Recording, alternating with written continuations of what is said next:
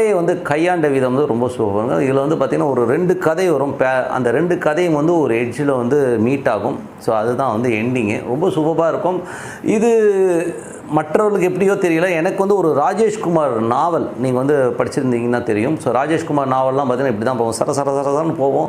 யார் குற்றவாளி யார் குற்றவாளி யார் குற்றவாளின்னு கொண்டு போயிட்டு கடைசியில் வந்து ஒரு பாயிண்டில் வந்து இவர் தான் அப்படின்னு சொல்லிட்டு ஸ்டாப் ஆகும். ரொம்ப ரொம்ப ரொம்ப நல்லாயிருக்கு. ரொம்ப நாளைக்கு அப்புறம் இந்த மாதிரி ஒரு த்ரில்லர் எலிமெண்ட்டு ரொம்ப நல்லா இருந்தது. இப்போ எடுத்து வந்து எம்எஸ் பாஸ்கர் காணாமல் போகிறதும் அதுக்கப்புறம் வந்து வர இன்வெஸ்டிகேஷனில் வேலா ராமஜெயத்துக்கு வச்சுச்சு போலீஸ் இன்வெஸ்டிகேஷன் ஸ்டார்ட் பண்ணுது.